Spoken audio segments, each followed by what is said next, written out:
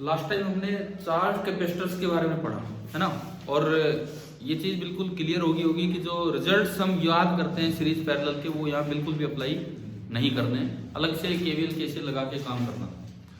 आखिर में चलते चलते हम थोड़ा एनर्जी की तरफ भी चले गए थे कि बैटरी ने कितनी एनर्जी सप्लाई की, that is Q into we.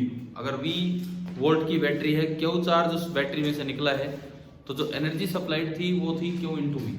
Clear हुआ यहाँ तक?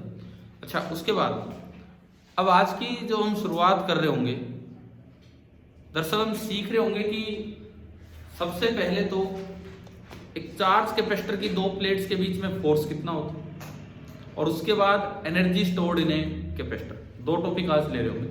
तो पहली हेडिंग आज की आप ही डाल लीजिए, force between the plates of a charge capacitor. Force between the plates of a charged capacitor.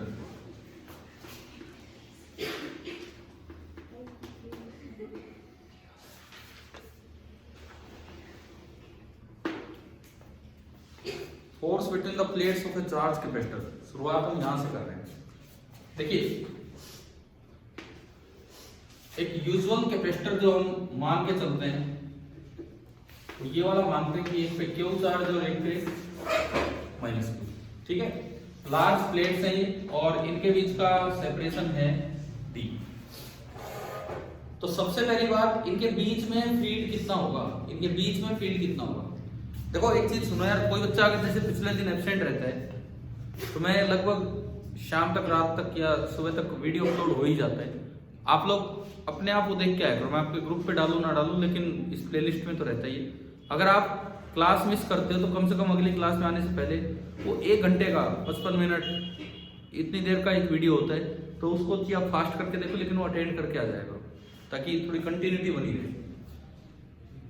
ये क्यू चार्ज है, माइनस क्यू चार्ज है, सेपरेशन है इनके बीच में डी, याद रखिए। ठीक है, पहला काम मेरा ये है, मैं इसमें 3 इलाके बना रहा हूं, region number first, second and third. इन तीनों इलाकों में आप फील्ड बताओ कितना होगा।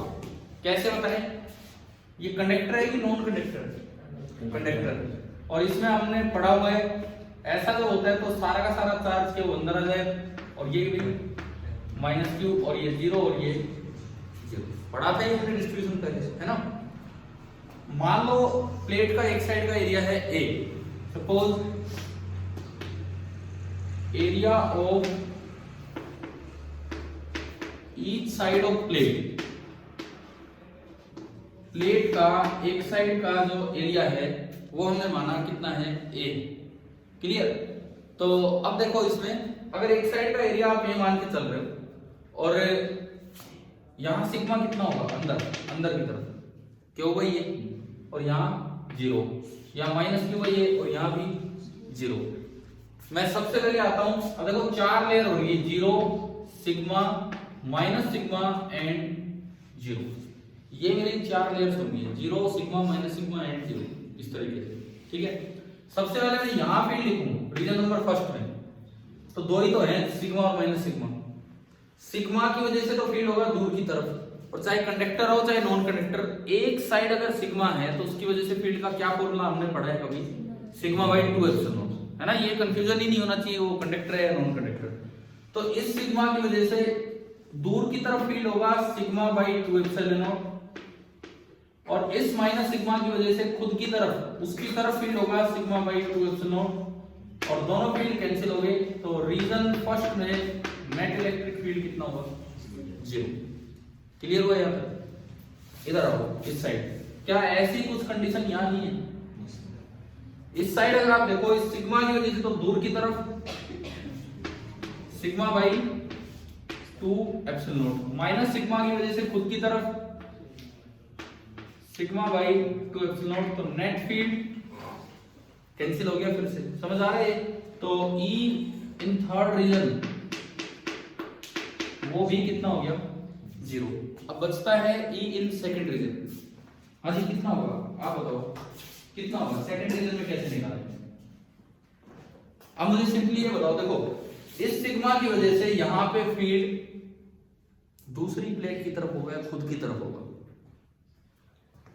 बोलो यार, कुछ तो बोलो। देखो रोहित आप बताओ। नहीं बताओगे? मना करो, सीधे ना बताओ। आप बताओ किधर होगा? दूसरी प्लेट की तरफ।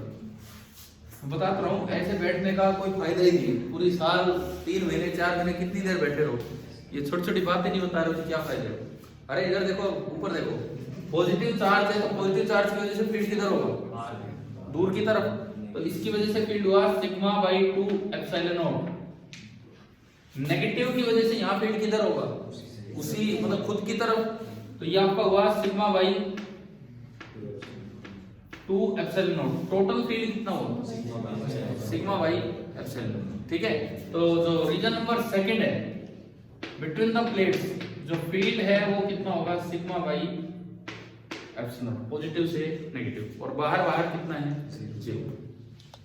तो ये मैंने बोला this is E inside, E inside, और ये आपका आ गया sigma by epsilon not, equation number 1। जो मैंने हेडिंग डाली है वो मुझे निकालना है force between the plates of capacitor. E निकाल लिया मैंने। अब फोर्स कैसे होगा? कितना फोर्स होगा बताओ? इस पे फोर्स कितना होगा? इस पे Q इंटू ई। ठीक है, force on minus Q due to plus Q that is equal to Q into E in या ई आउट है। ये तो ई इन आया है, ई आउट कितना है? 0। तो ई इन लेना है कि ई आउट लेना है? इन वाला लेंगे। ठीक है, ये आपका आया Q into sigma by epsilon not. Sigma कितना है? Sigma Q by.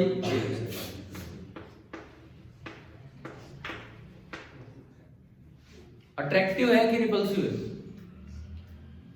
यहां से देख के बताओ। ये इस पे आप फोर्स निकाल रहे हैं on minus Q, negative charge पे फोर्स लगता है फील्ड से अपोजिट, तो इधर लगेगा। और वैसे भी पॉजिटिव और नेगेटिव क्या करेंगे? एक दूसरे को अट्रैक्ट करेंगे। अब मैं कहता हूं कि ये गलत है। नहीं, बाई 2 बात की बात। क्या इस स्टेप में क्या गलती है बताओ? इस स्टेप में क्या गलती है? इस स्टेप में क्या गलती है? सुनो, आपने इसको लिखते वक्त इसको तो माना है टेस्ट। जब इसको टेस्ट मान लिया तो क्या इसका खुद का फील्ड इंक्लूड करना है क्या? आप इसी पे तो फोर्स निकाल रहे हो, इसी की वजह से निकाल रहे हो। क्या कोई खुद अपने ऊपर फोर्स लगा सकता है? क्या पॉसिबल है? कहीं भी चार्ज की बात नहीं कर रहे, कहीं भी बताओ। आपसे यही सवाल पूछ लिया जाए कि क्या कोई बॉडी खुद अपने ऊपर फोर्स लगा सकती है? नहीं लगा सकती, इम्पॉसिबल है। ठीक है, एक बार वो किसी ने फोटो डाल रखी थी, बोले गाड़ी निकल नहीं रही। वो टाटा 407 टाइप गाड़ी थी, फंस गई। उस पर धक्का मारने लग रहे 4 जने, बोले निकल नहीं रही। धक्का कहाँ मार रहे? उसके ऊपर चढ़ के और फिर उस पर धक्का मार रहे। तो भाई नहीं निकल सकती वो, समझ गए होंगे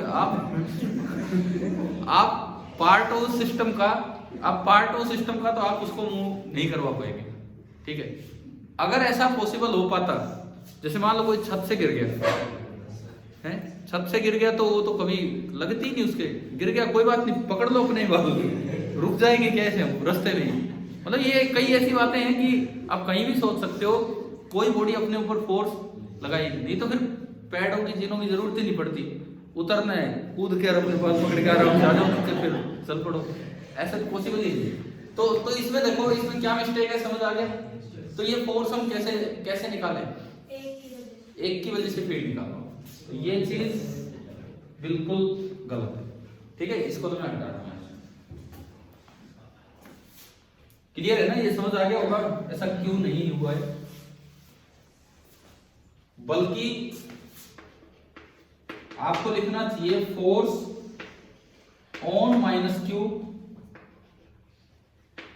due to plus Q that is equal to, इसका चार्ज माइनस Q का चार्ज का मैग्नीट्यूड तो Q ही है, into E due to Q only. समझ रहे हो? माइनस Q का मैग्नीट्यूड दिया वो तो Q है, और इलेक्ट्रिक फील्ड केवल और केवल किसकी वजह से ले रहे हैं? क्यू की वजह से। केवल क्यू की वजह से कितना फील्ड है? केवल क्यू की वजह से तो पूरे इलाके में अंदर बाहर का कोई चक्कर ही नहीं है। कितना फील्ड है? Sigma upon 2 epsilon not. यानी कि ये आपका बनेगा capital Q into sigma upon 2 epsilon not. ठीक है, और सिग्मा की वैल्यू क्यू बाई ए आपने रखी थी, हो गया Q square upon 2a epsilon naught. तो हमें ये रिजल्ट भी याद रखना है कि फोर्स बिटवीन द प्लेट्स, एक चार्ज कैपेसिटर की प्लेट्स के बीच में जो फोर्स होता है वो कितना होता है? Q square upon 2a epsilon not, और वो कैसा होता है? Attractive. Q square upon 2a epsilon not, और वो अट्रैक्टिव होता है।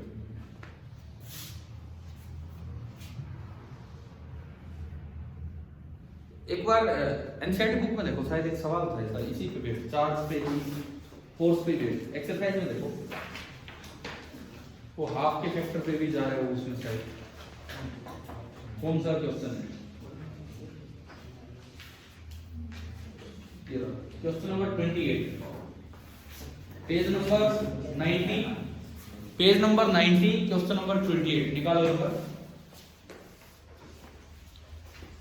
पेज नंबर 90, क्वेश्चन नंबर 28, ये आप देखिए, है ना यही वाला सवाल। इसमें देखो ये लिखता है, show that the force on each plate of a parallel plate capacitor has a magnitude equal to half Q E, where Q is the charge on the capacitor and E is the magnitude of the electric field between the plates.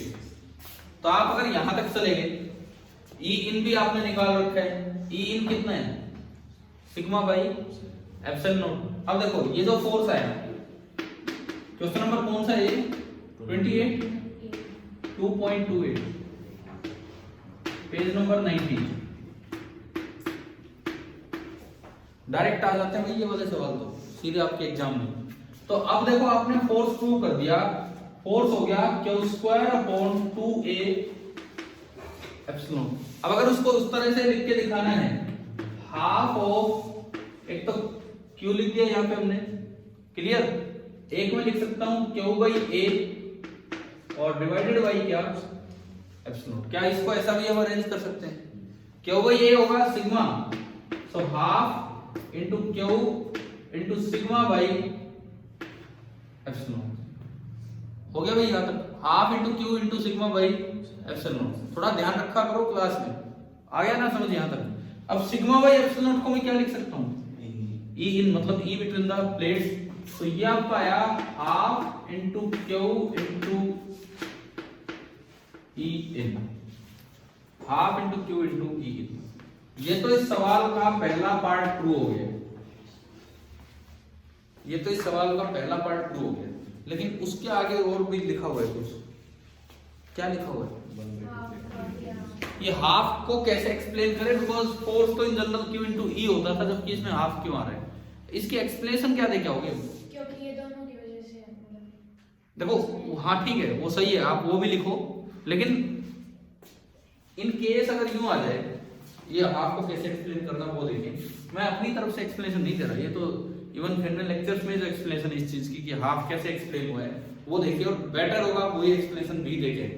ये तो ठीक है, शुरुआत में हमने बता दिया कि इसके बराबर नहीं है, मिटा दो इसे, नोट हो गया। ये नीचे वाला तो हो गया होगा ना, ऊपर वाला नहीं? 1 मिनट में रुक जाता हूँ, 2 मिनट अगर कोई लिख रहा है तो। अब देखो ये हाफ फैक्टर कैसे एक्सप्लेन होगा, इसको हम समझेंगे।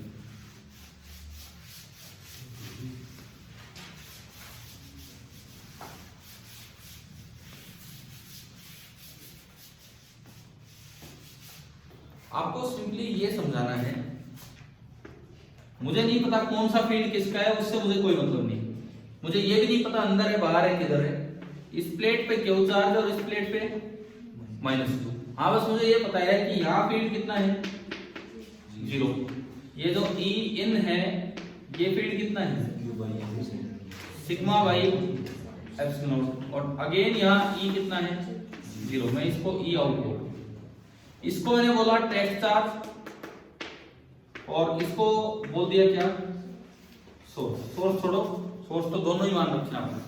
आपको इस टेस्ट पे फोर्स बताना है किधर है, तो तो इसकी जो एक और जो बेटर एक्सप्लेनेशन दी जाती है वो इस तरह से दी जाती है, ये माइनस क्यू चार्ज ना तो इस रीजन में है ना उस रीजन में, ठीक है।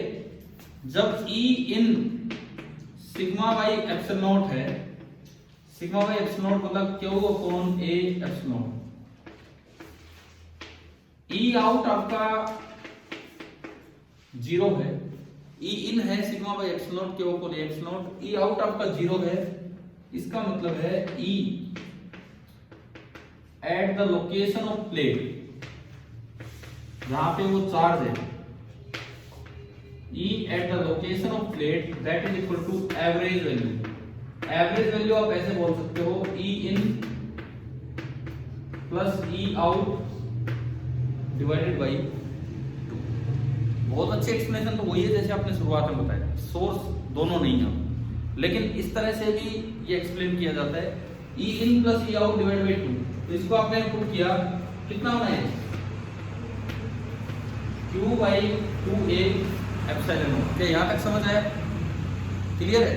अब देखो इस जगह पे फील्ड इन दोनों का एवरेज मैंने माना और इस जगह चार्ज माइनस क्यू है, तो अब अगर मैं लिखूं force on minus Q that will be equal to minus Q का मोड, क्योंकि फोर्स का मैग्नीट्यूड कभी नेगेटिव नहीं होता, तो चार्ज को विदाउट साइन रखना होगा, इनटू E एवरेज, और माइनस क्यू का मोड तो कितना होगा क्यू ही होगा, और E average Q upon 2A epsilon naught, तो ये आ गया Q square upon 2A epsilon. तो ये उस हाफ की एक्सप्लेनेशन होती है। क्वेश्चन नंबर 2.28 डाल के आप ये हाफ ऐसे भी एक्सप्लेन कर सकते हो, क्योंकि उसमें क्या होगा आपको थ्योरेटिकली लिखना पड़ेगा, है ना। इसमें ये वर्ड्स में यहाँ मैथमेटिकली समझ आ रहा है कि ये क्या है क्या नहीं। ये कितने बच्चों ने ये कर रखा था यार, ये वाला सवाल 90th, कितनों को पता था कि ये पूछा गया है कि हाफ कैसे है अलग से? नहीं, ये सवाल कभी पढ़ा था कि नहीं? हाँ, क्वेश्चन हाफ की एक्सप्लेनेशन इस तरह से दी थी या उस तरीके से? दोनों करवा के और फिर वैसे बताया था कि वो सोर्स नहीं। चलो ठीक है। बोर्ड एग्जाम में अगर आता है, सीबीएसई बोर्ड एग्जाम में या किसी भी और स्टेट बोर्ड एग्जाम में, तो हाफ का ओरिजिन पूछे तो इस तरह से बता के, क्योंकि उसमें तो आप 2 लाइनें लिखोगे, यहाँ पे अच्छे से एक्सप्लेन करके आ रहे हो क्या है। और मैं आपको बता, ये मेरी एक्सप्लेनेशन नहीं है, फिर मैंने लेक्चर्स की एक्सप्लेनेशन है क्या है क्या नहीं।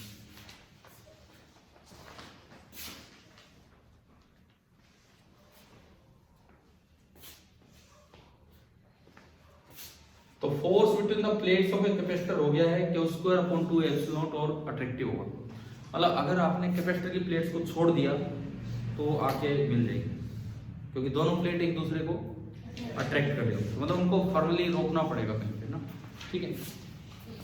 अब हम आते हैं एनर्जी की तरफ, कि एनर्जी स्टोर्ड इन कैपेसिटर कितनी होगी, वो सब हमें देखना है। हो गया ना ये नोट, ठीक है।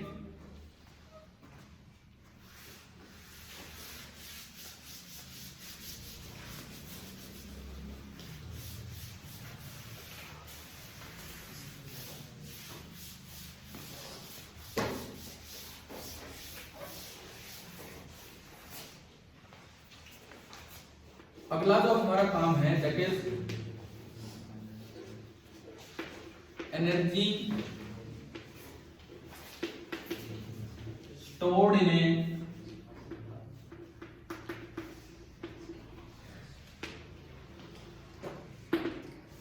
Capacitor. Energy stored in a capacitor मतलब चार्ज कैपेसिटर होगा तो उसके अंदर कितनी एनर्जी स्टोर्ड है इलेक्ट्रिक फील्ड के रूप में, वो हमें देखनी है। एक अच्छा टॉपिक है और ये इवन विद प्रूफ ही आता है बोर्ड एग्जाम में, तो 3 नंबर में डायरेक्ट आ जाते हैं सवाल। Energy stored in a capacitor, देखो हमें ये प्रूव करना है कि ये एक कैपेसिटर है, इसकी 2 प्लेट्स हैं, अगर आप इस पे क्यू चार्ज स्टोर करके बैठे हो, पोटेंशियल डिफरेंस अगर V है, तो यहां जो इलेक्ट्रिक फील्ड होता है उस इलेक्ट्रिक फील्ड के अंदर जो एनर्जी स्टोर्ड है वो होती है Q स्क्वायर बाई 2c, या फिर इसी को आप लिख पाओगे हाफ सी वी स्क्वायर, या फिर आप इसी को लिख पाओगे half into Q into V. इनमें से कोई एक एक्सप्रेशन प्रूव करना है, बाकी तो क्यू बराबर सी वी से आ जाएगा। ठीक है, अब इस प्रूफ में दो मेथड से मैं प्रूव करूंगा। पहला तरीका फर्स्ट मेथड, लेकिन उसमें फिर आपको वो फोर्स का एक्सप्रेशन यूज करना पड़ेगा। अभी आपने देखा दो प्लेट्स के बीच का फोर्स कितना है, Q square upon 2a epsilon. Method first क्या है, आप ये मान के चलो प्लेट्स वर इनिशियली चार्ज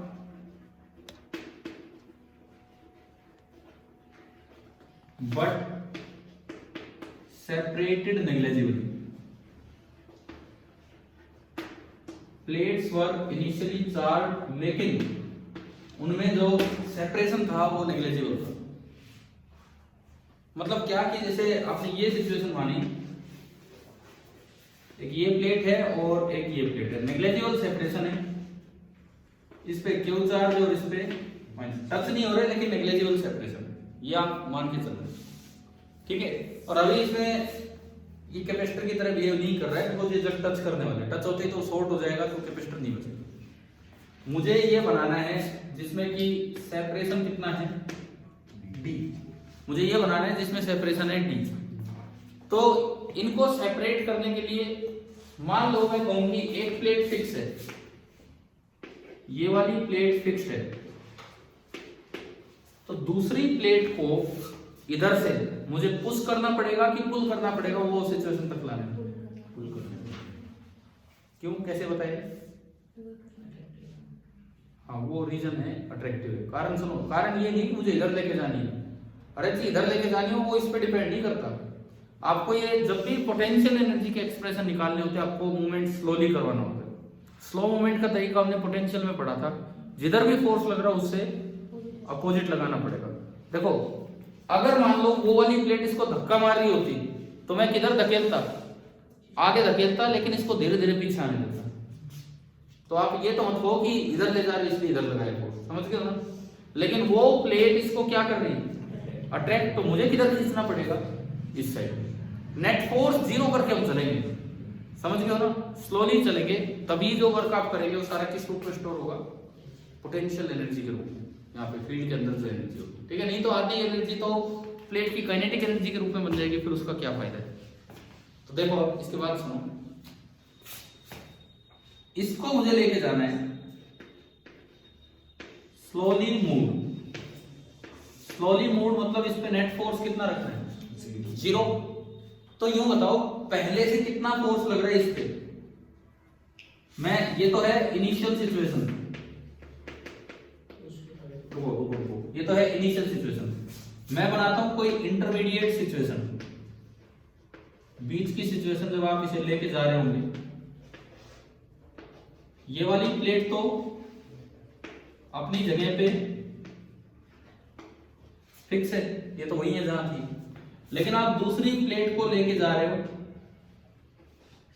इस माइनस क्यू को स्लोली पुल कर रहे हो, और मान लो ये दूरी बढ़ते बढ़ते कितनी हो चुकी है, x। सपोज ये डिस्टेंस बढ़ते बढ़ते हो चुकी है x। ठीक है, अब देखिए ये प्लेट इसको अपनी तरफ अट्रैक्ट कर रही होगी, ये तो फोर्स है F इलेक्ट्रिक जो कि कंजर्वेटिव हो, इलेक्ट्रिक फोर्स कंजर्वेटिव फोर्स है। पोटेंशियल एनर्जी का मतलब ये होता है work done against conservative force. ठीक है, तो आपको इससे अपोजिट इधर लगाना पड़ेगा क्या, F एक्सटर्नल, और आप स्लोली लेके जा रहे हो, यानी कि F नेट उस प्लेट पे जिसको आप मूव करा रहे हो, F नेट कितना होना चाहिए, F नेट जीरो होने के लिए F एक्सटर्नल आपको कितना लगाना पड़ेगा, हाँ मतलब अपोजिट डायरेक्शन में, मैग्नीट्यूड F इलेक्ट्रिकल के बराबर, और F इलेक्ट्रिकल मतलब F कंजर्वेटिव कितना लग रहा है फिलहाल, Q square upon 2a epsilon. ठीक है, तो यानी कि ये आपका हो गया Q square upon 2a epsilon. यूं बताओ क्या ये फोर्स x पे डिपेंड कर रहा है? तो क्या ये फोर्स पहले ज्यादा बाद में कम कुछ इस श्रेणी में जा रहा है? इस स्थिति में है ही नहीं, इस कैटेगरी में है ही नहीं। क्यों नहीं है? क्योंकि लार्ज प्लेट का जो फील्ड होता है वो डिस्टेंस से इंडिपेंडेंट होता है। इसका मतलब मेरे लिए एक आसान काम हो गया कि ये फोर्स तो क्या है? कांस्टेंट। और कांस्टेंट फोर्स का वर्क निकालना तो बहुत आसान होता है। कैसे निकालते हैं कांस्टेंट फोर्स का वर्क? F dot displacement. और आपको ये प्लेट, ये वाली प्लेट कितनी डिस्प्लेस कर दी? ये तो फिक्स है, ये तो फिक्स है, जा रहे हैं। कितना कितना सेपरेशन बढ़ाना है? D। फाइनल सेपरेशन कितना लेना है? D। कांस्टेंट होते ही जो work done by external force होगा आप सीधा लगा सकते हो F वेक्टर डॉट में उसे D वेक्टर ही लिख देते हो। समझ आया कि नहीं आया बताओ? F कौन सा? F external. F एक्सटर्नल का मैग्नीट्यूड कितना है? ये अभी निकाला हमने, तो square upon 2a epsilon into D का मैग्नीट्यूड कितना है? D ही है। और दोनों के बीच का एंगल आपको दिख रहा है 0 डिग्री। D भी आप आगे की तरफ दे रहे हो इधर से उधर, और फोर्स जो एक्सटर्नल लगा रहे हो उधर ही लगा रहे हो। समझ आ गया? इसमें epsilon a upon D adjust करेंगे हम। पहले आप ये बताओ क्या ये स्टेप क्लियर हुआ है? Epsilon not a upon D adjust करो इसमें। D को नीचे ले जाओ तो नीचे C बन गया, यानी कि जो W एक्सटर्नल आया कितना आ गया? क्यू स्क्वायर बाई 2c और 0 1 होता है। W एक्सटर्नल अगर आप स्लोली मूव करा के ले गए हो तो जो आपके एक्सटर्नल फोर्स ने वर्क किया है वही होगा work done against the conservative force. ठीक है, वही आपका होगा work done against the conservative force. Clear है? तो मेरे पास आ गया W अगेंस्ट कंजर्वेटिव,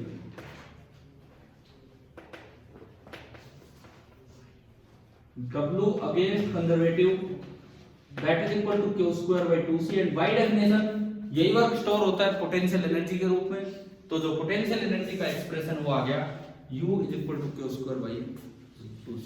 ये तो वो मेथड है जिसमें आपने विदाउट इंटीग्रेशन ये निकाला, लेकिन इसमें एक और एक्सप्रेशन का यूज हो गया जो पिछले टॉपिक में हमने फोर्स का निकाला।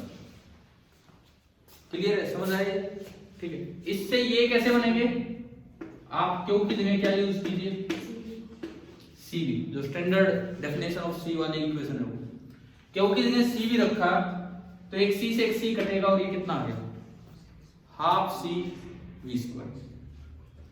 ठीक है, फिर एक CV को इकट्ठा करके एक V अलग कर दो और एक CV को Q रखोगे तो ये कितना आ जाएगा?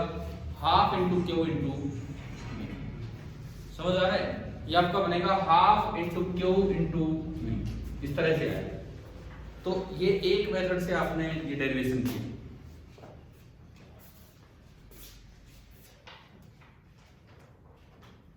अब आएंगे सेकंड मेथड पे, जो दरअसल एनसीईआरटी में जो दिया है वो वाला मेथड। लेकिन आपको जो ध्यान रहे उससे आप करिए। बस इसमें ये है कि पहले आपको फोर्स का एक्सप्रेशन क्लियर होना चाहिए। ज्यादा बेटर तो होगा अगर आपको दूसरा मेथड आता है तो वो करिए, कि बुक में भी वही दिया है। ठीक है, बट वो ये उससे छोटा बनता है बिकॉज इसमें इंटीग्रेशन है ही नहीं। डायरेक्ट फोर्स देखना होता है और F डॉट एस करना होता है। ये क्या ये पहला मेथड क्लियर हो गया?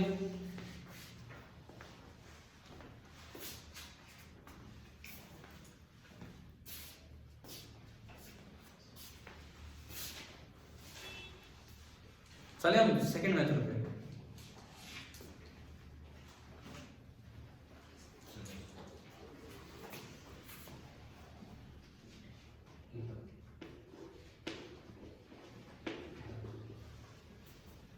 मेथड नंबर सेकंड देखिए।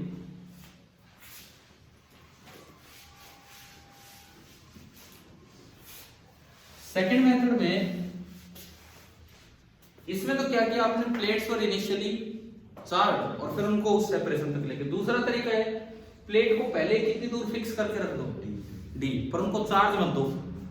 अब उनको चार्ज करने में आपको एनर्जी देनी पड़ेगी, वर्क करना पड़ेगा, और वो वर्क स्टोर होगा किस रूप में? पोटेंशियल एनर्जी के रूप में, है ना? ये वाला काम देखना होगा।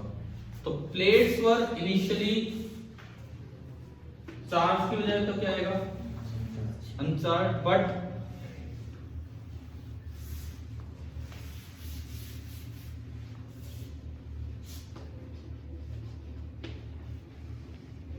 Separated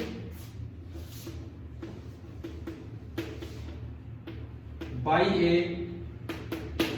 distance d, but separated by A distance d, ये है, ठीक है। अब इसमें पहले से प्लेट्स d डिस्टेंस दूर रखी हुई है, लेकिन इनिशियल सिचुएशन ये है कि ना इस प्लेट पे कोई चार्ज है और ना इस प्लेट पे कोई चार्ज है, ये इनिशियल सिचुएशन है। अब मुझे कुछ ऐसा करना है कि क्यू चार्ज इस पे आ जाए और माइनस क्यू इस पे, धीरे धीरे वो बढ़े, क्योंकि धीरे धीरे आप बढ़ाओगे, टुकड़े टुकड़े में बढ़ाओगे तो वो पोटेंशियल एनर्जी के रूप में सारे वर्क स्टोर होगा, ठीक है। कैसे बढ़ाना होगा सुनिए, कहीं इंफिनिटी से लाने की जरूरत नहीं है चार्ज को, कहीं इंफिनिटी से लाने की जरूरत नहीं है। अगर आप ये वाला चार्ज देना चाहते हैं तो आपने किया क्या है, इसमें से क्यू निकाल के इसको देना है। भाई मैं अगर इस न्यूट्रल प्लेट में से क्यू निकाल के इसको दे दूं तो इस पे कितना हो जाएगा, माइनस क्यू, और इस पे कितना हो जाएगा, तो मुझे इंफिनिटी से यहाँ तक आने की जरूरत ही नहीं। समझ में आ रहा है? मतलब मेरा तो एक ही काम होगा कि मुझे यहाँ से और इधर चार्ज ट्रांसफर करना होगा, कितना करना होगा, क्यू। अगर हम टुकड़ों में वो चार्ज धीरे धीरे करके वो चार्ज ट्रांसफर करें तो सारा वर्क पोटेंशियल एनर्जी के रूप में स्टोर होता चलेगा, ठीक है। ये करना है। तो मैं बीच की कोई सिचुएशन बनाता हूं फिर दोबारा,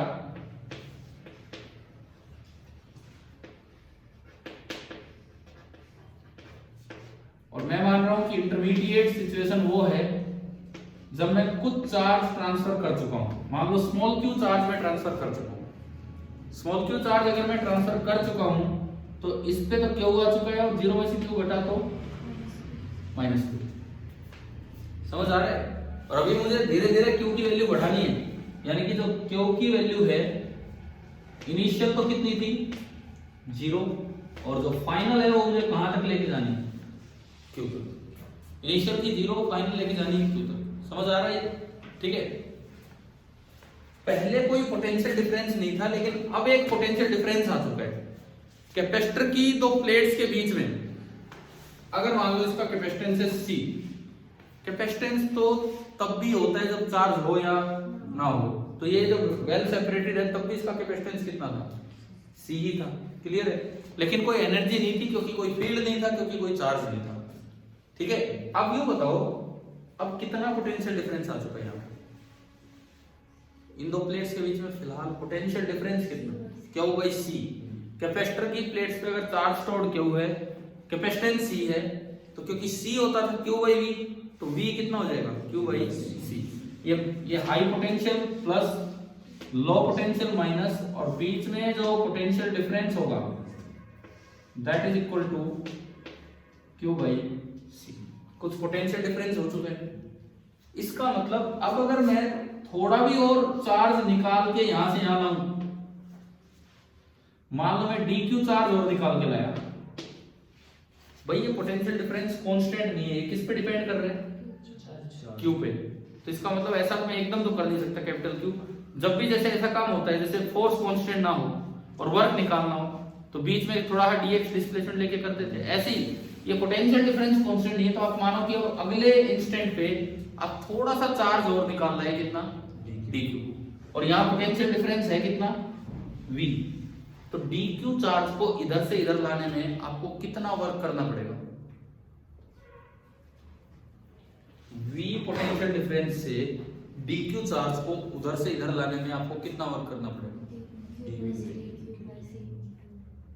ना। इसको भी मानो, ये दो पॉइंट्स हैं, ये पॉइंट मान लो 1 वोल्ट पे, ये पॉइंट मान लो 3 वोल्ट पे, तो पोटेंशियल डिफरेंस कितना हो गया, 2 वोल्ट हो गया। ये हाई पोटेंशियल है, ये लो, तो फील्ड किधर होगा, इस साइड होगा। तो जो इलेक्ट्रिक फोर्स लगेगा किसी पॉजिटिव चार्ज को उधर लगेगा, लेकिन मैं एक पॉजिटिव चार्ज को इधर से इधर धीरे धीरे उठा के ला रहा हूं, तो वर्क डन कैसे लिखें, in terms of potential difference. हाँ, पोटेंशियल डिफरेंस इन्होंने से बताया, पोटेंशियल डिफरेंस होता था work done per unit charge.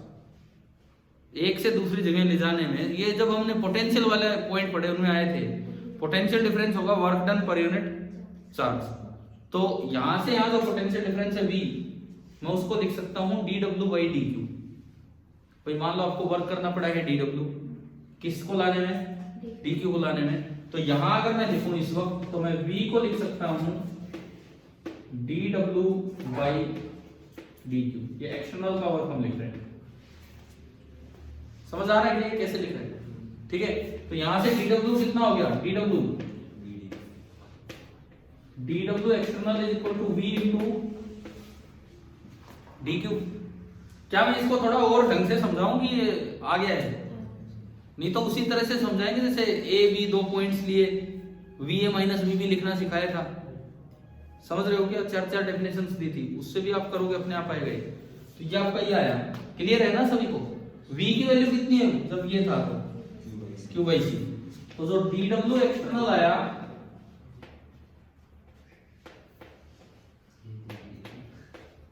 मुझे लगता है एक बार आपको थोड़ा और क्लियर कर देता हूं, क्योंकि हो सकता है ये बस वैसे रटने वाली बात होती है। देखो थोड़ा सा और एक्सप्लेन करता हूं मैं, इसको हटाऊं ना, ये तो इनिशियल सिचुएशन है। आपको ये ध्यान होगा कभी पोटेंशियल डिफरेंस में हमने पढ़ा था कि VA माइनस VB की चार डेफिनेशन होती है। जो स्टार्टिंग डेफिनेशन है वो है work done by external force in bringing a unit charge from B to A। लेकिन कैसे लेके आना है? एक्सटर्नल जब भी आएगा कैसे लेके आना है? स्लोली डिवाइडेड बाय, ये है पढ़ा था ना हमने, चार डेफिनेशन पढ़ी जिनमें स्टार्टिंग डेफिनेशन ये थी, ठीक है, पोटेंशियल के समय। तो अब मैं इसको A नाम दे रहा हूं और इस प्लेट को B, और मैं लिखना चाह रहा हूं VA माइनस VB, और मैं किस चार्ज को उठा के लाया हूं? DQ को। इधर से उधर लाने में अब देखो यहां पोटेंशियल डिफरेंस कितना है?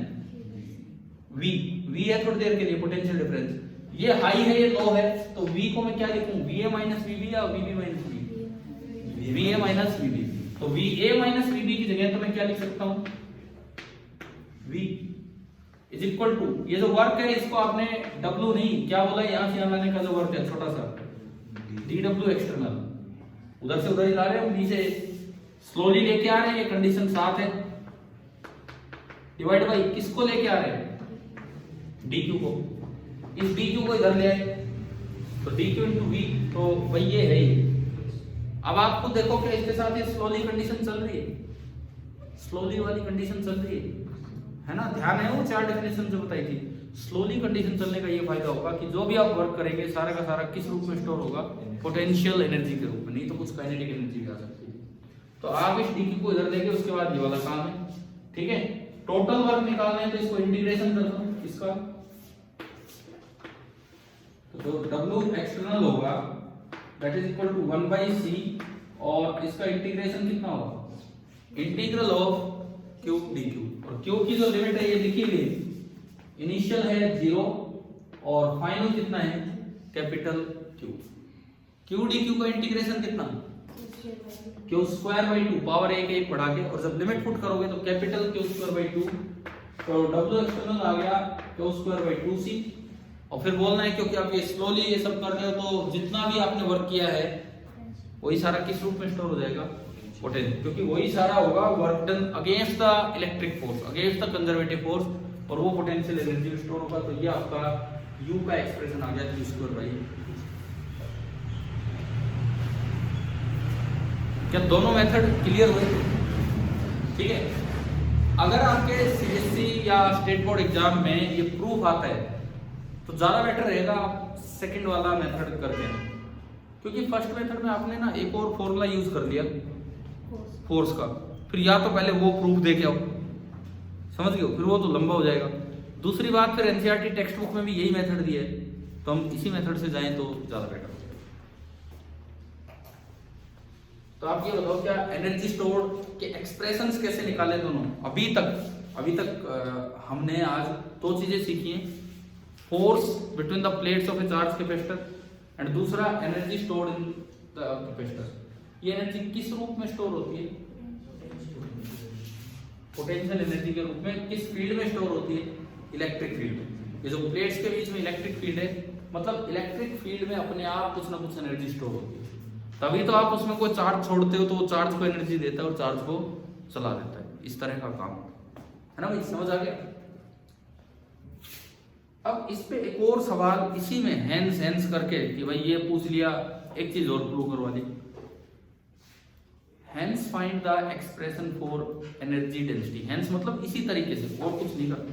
Hence find the expression for, इसके बाद आप लिख लो Hence find the expression for energy density in an electrostatic field।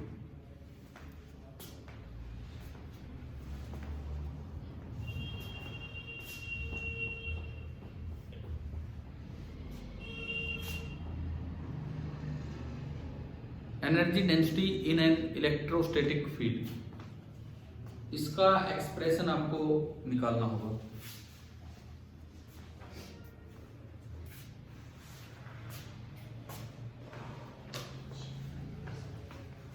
Energy density का क्या मतलब है? Energy per unit volume. ये कैसे निकालेंगे इसमें? ये आने के बाद ये मतलब 3 नंबर का सवाल आए तो ये जुड़ के आ सकता है उसमें कि इस तरीके से आप एनर्जी डेंसिटी निकालो।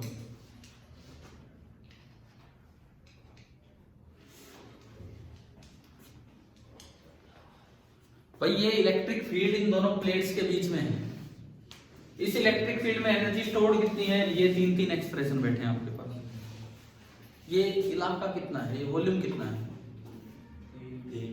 A into D। Energy density का मतलब होता है एनर्जी पर यूनिट वॉल्यूम। तो इसी को आप आगे बढ़ाओ। सबसे पहले लिखो एनर्जी स्टोर्ड बराबर Q²/2C। उसके बाद वॉल्यूम। एनर्जी का सिंबल होता है कैपिटल यू, एनर्जी डेंसिटी का सिंबल होता है स्मॉल यू। ये ध्यान रखना, एनर्जी का सिंबल होता है कैपिटल यू, एनर्जी डेंसिटी का स्मॉल यू। उसके बाद देखो वॉल्यूम जिसमें स्टोर है कितना? A into D। यहाँ थोड़ा सा एक पार्ट इग्नोर करते हैं। एंड जहां भी होते हैं प्लेट्स के, उनके पास थोड़ा कर्व्ड लाइंस होती है, फ्रिंजिंग होती है, वो उसको हम इग्नोर करते हैं, नहीं तो एनर्जी थोड़ी बाहर तक भी जा रही। तो वॉल्यूम A into D। अब लिखो एनर्जी डेंसिटी स्मॉल यू बराबर capital U upon A into D।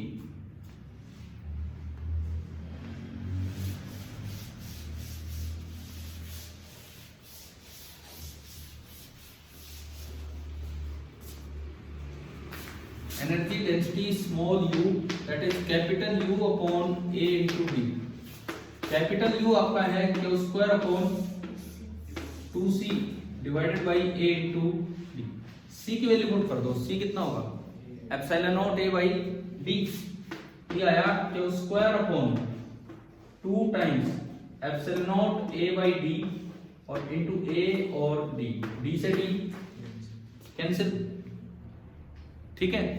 ये क्या आ रहा है देखिए, this is equal to half अलग 1/ε0 अलग, और ये बन रहा है Q/A का होल स्क्वायर। Q/A सिग्मा था, ठीक है। तो ये आपका आया σ² अपॉन 2ε0। अब आप ये बताओ, ये जो अंदर जो इस इलाके में जहां एनर्जी वहां E in कितना था? E in जो था वो आपका कितना था? Sigma by epsilon. उसको वहां रोक दो, इक्वेशन नंबर डाल के उसको वहां रोक दो, उस पे आएंगे अभी। E in था सिग्मा बाई एप्सिलॉन नॉट, ठीक है। अब इसका स्क्वायर करो, इनको छोड़ो, बस E का स्क्वायर कीजिए। कितना हो गया? σ² अपॉन एप्सिलॉन नॉट स्क्वायर। यहां से σ² अपॉन एप्सिलॉन नॉट निकाल लो। σ² अपॉन एप्सिलॉन नॉट आ गया, एक एप्सिलॉन नॉट ऊपर गया और इनटू E²। हाँ क्लियर है? पुट इन दैट इक्वेशन, वो जो भी आपने नंबर डाला था। σ² अपॉन एप्सिलॉन नॉट की जगह जब आप ये उसमें रखोगे तो स्मॉल u कितना आया? Energy density half epsilon not into E²। किसी भी इलेक्ट्रोस्टैटिक फील्ड के लिए एनर्जी डेंसिटी का ये फॉर्मूला होगा, ना केवल कैपेसिटर के लिए। कैपेसिटर के लिए नहीं, इन जनरल हर जगह एनर्जी डेंसिटी होगी half epsilon not into E²। ये एक्सप्रेशन आ सकता है, ये पूछा जा सकता है आपसे, half into epsilon not into E²। इसके ऊपर बेस्ड कैसे सवाल आ सकता है, इस सी के ऊपर, इससे मैं और थोड़ा आगे जाऊं, ठीक है। 5 नंबर के जो सवाल आते हैं वो तो 2-3 पार्ट बन के आते हैं, तो वो आगे बढ़ाया जा सकता है इस तरीके से। तो energy density in electric field का जनरल एक्सप्रेशन आ गया मेरे पास, ठीक है। अब देखो सुनो, बता दूं इसको,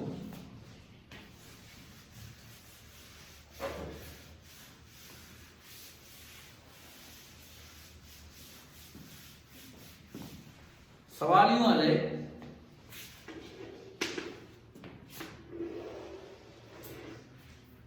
ये एक स्फेरिकल सेल है, और मेटालिक सेल बोलो चीज सॉलिड हो तो बाहर ही रहेगा, एनर्जी बाहर ही आएगी। स्फेरिकल सेल है जिसपे चार्ज स्टोर्ड है कितना, Q। आपको पता होगा सेल के अंदर फील्ड कितना होता है, पता है, यूनिफॉर्म सेल के अंदर फील्ड 0 होता है, और बाहर जो फील्ड है वो इस तरह का होता है कि किसी भी r डिस्टेंस दूर जो फील्ड होगा वो इनवर्सली प्रोपोर्शनल होता है किसके, r square. Find the energy stored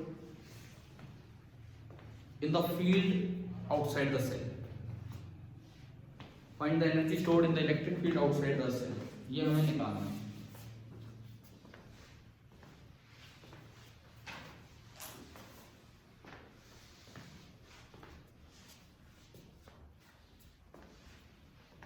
आपको एनर्जी स्टोर्ड निकालनी है in the electric field outside the cell.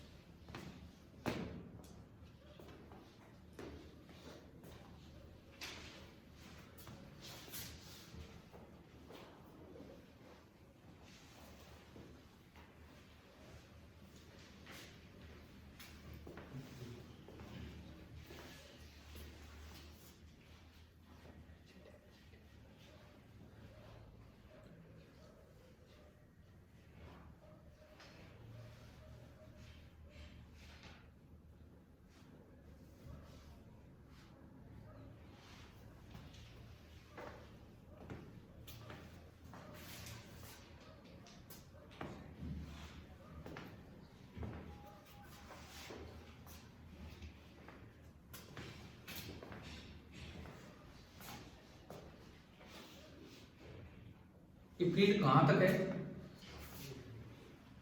कहां तक है ये, इंफिनिटी तक। कहां से शुरू हो रहा है, कितनी दूर से, कैपिटल आर से। इसका रेडियस मान लो, ये रेडियस देना पड़ेगा, रेडियस मान लो कैपिटल आर, कैपिटल आर से स्टार्ट होगा इंफिनिटी तक जा रहा है। अब उसमें मैं कैसे बताऊं एनर्जी स्टोर, ये तो कांस्टेंट फील्ड भी नहीं है। अगर कांस्टेंट फील्ड होता जब तो मैं एनर्जी डेंसिटी इनटू वॉल्यूम कर देता, उससे आ जाता। इसमें कैसे बताएं, देखो 2 मेथड से मैं ये क्वेश्चन आपको करवाऊंगा। मेथड फर्स्ट, आप क्या करो इसमें,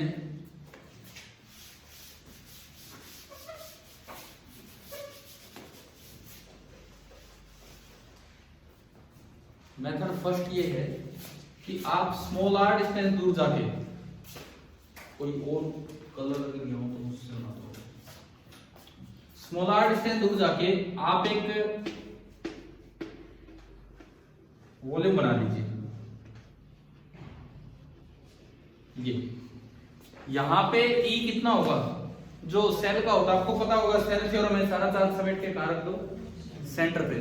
तो यहां जो E होगा, इस जगह जो E होगा कितना होगा, K, where K is 1/4 pi epsilon naught Q by R square, KQ by R square, है ना। लेकिन ये R तो वेरिएबल है, तो ऐसे केस में आप थोड़ा सा और आगे जाओ, कितना आगे जाए, dr, और dr आगे जाके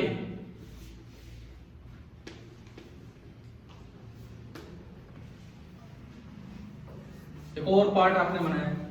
ये dr इतना कम है कि इस दौरान आप नियरली E को क्या मान सकते हैं, कांस्टेंट, ठीक है। ये जो इलाका है इसका वॉल्यूम कितना है, इस इलाके का वॉल्यूम हम +1 से लिखते आ रहे हैं।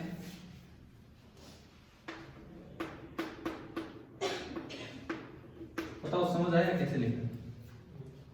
केवल इस इलाके का वॉल्यूम आप काट के सीधा कर दो, एक प्लेट सी बन जाएगी जिसकी थिकनेस तो कितनी होगी dr और जिसका एरिया कितना होगा 4πr²। तो एक प्लेट टाइप बनेगी 4πr², उसका बेस एरिया और थिकनेस dr। थोड़ा सा ऊपर एक्स्ट्रा एक्सटेंड हो रहा होगा, उसको इग्नोर करते हैं।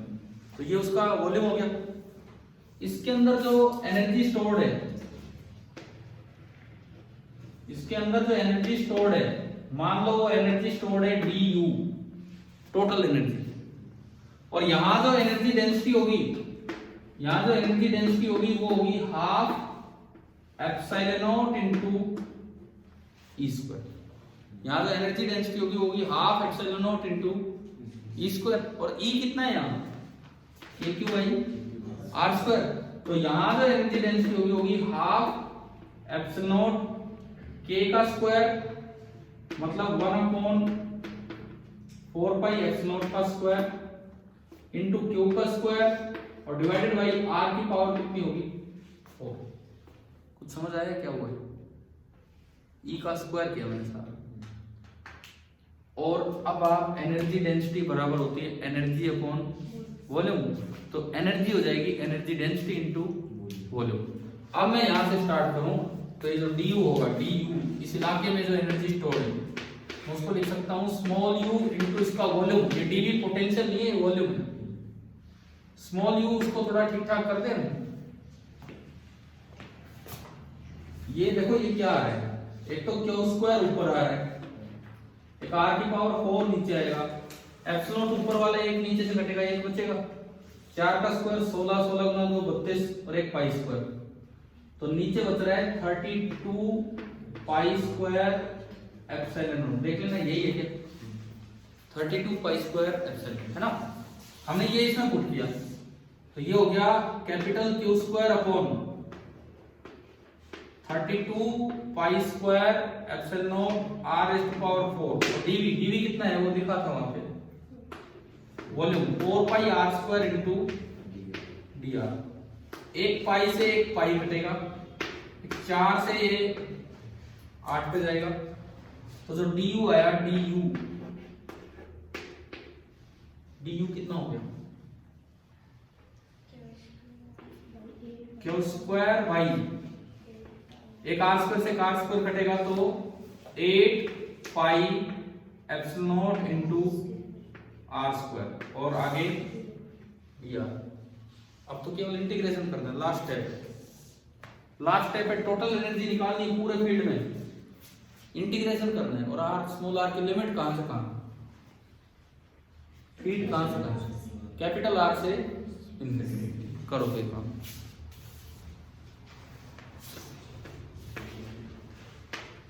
इसमें जो कांस्टेंट्स हैं वो मैंने बाहर निकाल लिए, q² upon 8 pi epsilon not integral r⁻² dr और लिमिट कैपिटल R से इंफिनिटी।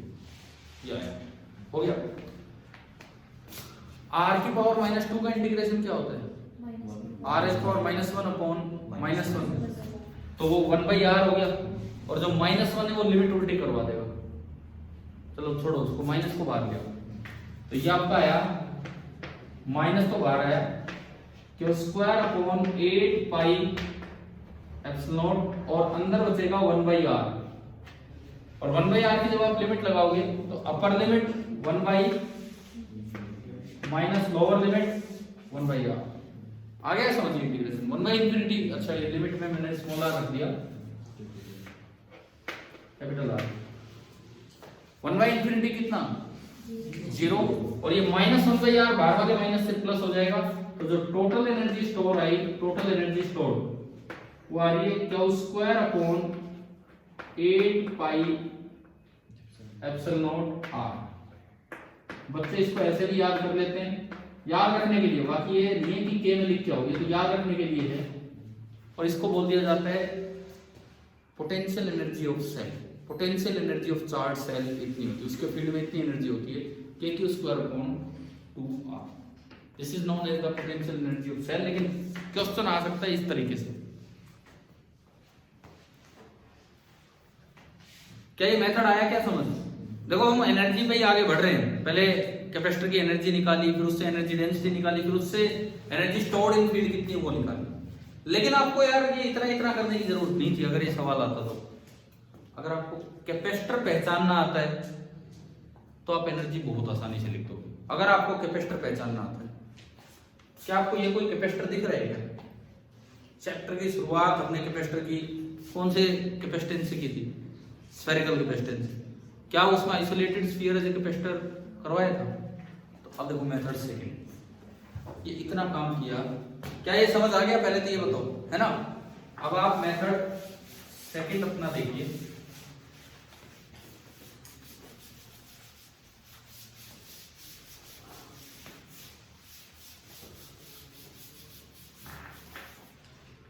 डायरेक्ट इसका सी कितना है बताओ? याद नहीं आ रहा, बोलो, लिख दूंगा तब बोलोगे। अभी याद नहीं आ रहा, क्यों भाई? कोई R1 नहीं, कोई क्यों नहीं यार? अर्थ का कैपेसिटेंस नहीं निकाला तो 611 माइक्रोफैराड, इसी से तो निकाला होगा हमने। अपनी कॉपी में चेक कर दो ये है कि नहीं। याद ही नहीं आ रहा फॉर्म में आया है। जबरदस्ती हाँ भरनी पड़ रही। हाँ जी आया तो था, आया था ना, एक बार वेरीफाई कर दो अगर आपको कोई शक है। ठीक है, सी है 4 पाई एप्सिलॉन आर। और जो पोटेंशियल एनर्जी ऑफ कैपेसिटर उसका क्या फॉर्मूला होता है? इस पे चार्ज स्टोर्ड क्यू है, एक पे क्यू तो दूसरा आर लिया जाता है, हमने बताया था, और वो सारा फ्लो कर जाएगा तो चार्ज स्टोर्ड क्यू करवाया था ये वहां पे, है ना? तो हमने ये लगाया Q square upon 2 into 4 pi epsilon R, Q square upon, आप बताओ क्या वही आंसर आ गया? तो ये तो एक सेकंड में आ गया इस तरह से। तो आपके अगर दिमाग में आ जाए कि हाँ भाई ये कैपेसिटर है, यू लिखना है, तो तुरंत एनर्जी आएगी। अभी बताओ किसी भी कैपेसिटर में एनर्जी स्टोर कैसे निकालनी, क्या समझ आ गया है कि? ठीक है, तो पिछला जो लेक्चर था वो था चार्ज कैपेसिटर्स के कॉम्बिनेशन पे, कल तो पूरा उसी पे गया। आज हमने पढ़ा कैपेसिटर के प्लेट्स के बीच का फोर्स और उसके अंदर एनर्जी स्टोर। अब एक बार देखो काम मैं आपको बताता हूं। यहां तक जो हुआ है कैपेसिटर वाला काम, तो बुक में ना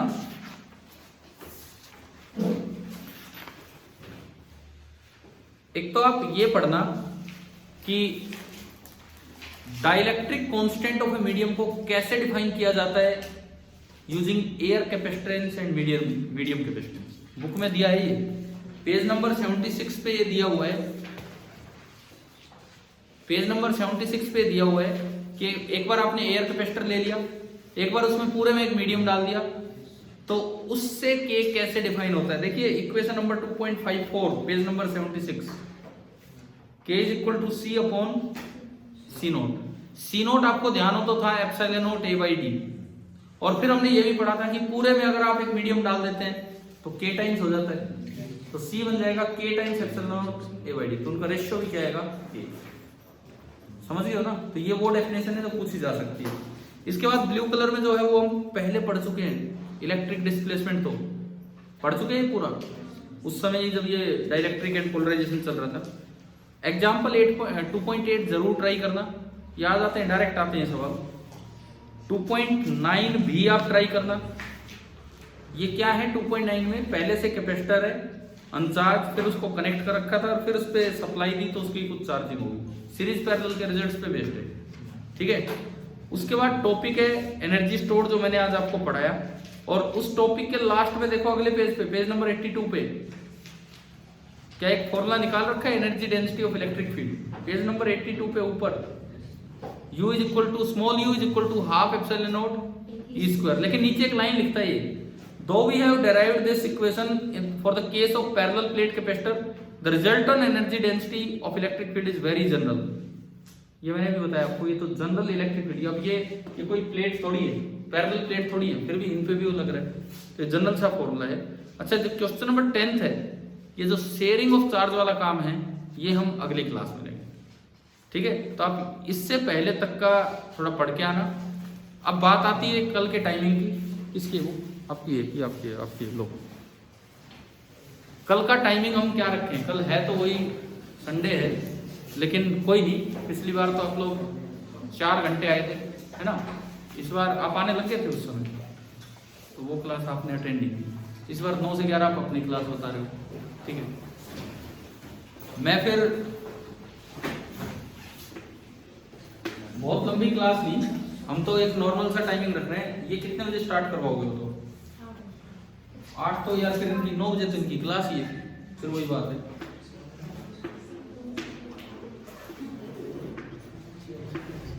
साढ़े 7 से 8:30, 1 घंटे में क्लास ले रहा हूँ कल, 7:30 से 8:30 सुबह, ठीक है? और उसमें जो हमारे शाम को यार, लेकिन शाम को मैं हूँ नहीं इधर, मुझे जाना है कहीं, इस वजह से मैं सुबह लगा रहा हूँ, ठीक है? चलिए, आज का समझ आ गया ना सारा कुछ? ठीक, आगे कल देखते हैं।